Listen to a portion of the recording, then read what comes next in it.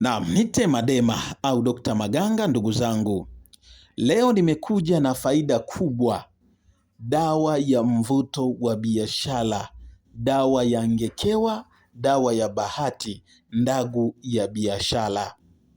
Kwa wale wanaohitaji mafanikio kupitia biashara zao na biashara ziweze kuendelea, unahitaji kuwa na mvuto mzuri kwenye biashara yako. Hiki ninachokuonesha mbele yako ni mvuto wa biashara na nimeutengeneza kwa niaba ya kwenda kumsaidia mtu ana shida. Lakini mbali ya kutengeneza mvuto huu, ni mvuto wa dawa 21 zimeingia katika hilo pembe la kitambaa cheupe.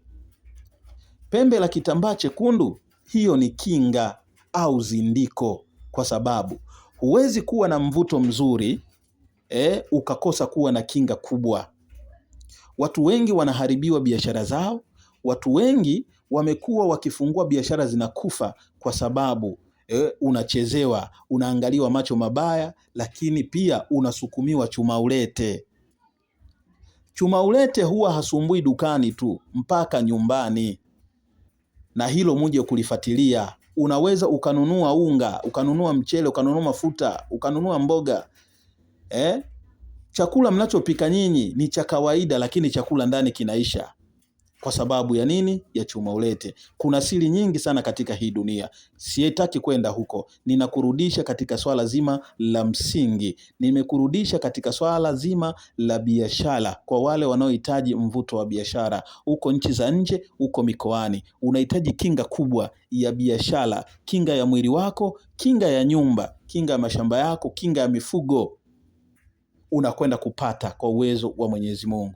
Unahitaji kuwa na mvuto wa mwili wako, mvuto wa biashara, sawa, mvuto wa kazi zako, lakini uwe na kauli ya kusikika na kukubalika, unakwenda kupata. Na hivi nimekuletea lengo na mazumuni kukuonesha, kama una namna yoyote unahangaika kupata dawa nyingi nzuri za mivuto, wasiliana nami Dr. Maganga kupitia namba za simu nitakazoziweka hapo kwenye caption.